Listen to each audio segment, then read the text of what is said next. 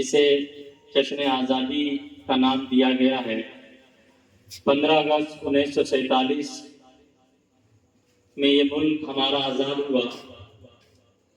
پورے ہندوستان کے کالج اور یونیورسٹیوں، اسکولوں، مدرسوں میں آج کے دن جشن منایا جاتا ہے۔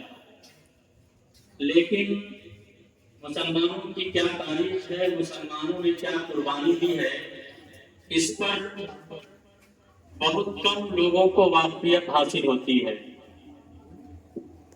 اس ملک کو آزاد کرانے میں مسلمانوں کا سب سے بڑا رول رہا ہے۔ 1756 سے لے کر 1915 تک تنہ تنہا مسلمان اس ملک کے لیے لڑائی لڑتے رہے، لیکن جب بھی 15 اگست کے موقع پر کہیں بھی جشن منایا جاتا ہے پورے ملک میں، تو صرف ایک مولانا ابوالکلام آزاد کا نام لیا جاتا ہے اور زیادہ سے زیادہ شہید اشفاق اللہ خان کا نام لیا جاتا ہے۔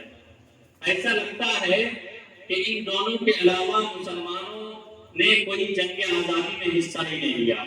آئیے ایک مختصر سی گفتگو سنتے ہیں مدرسہ اعلیٰ کے بچے سے، محمد افسر صلی اللہ علیہ وسلم۔ وہ آپ کو بتائیں گے کہ اس ملک کی آزادی میں مسلمانوں کا کیا کردار رہا ہے۔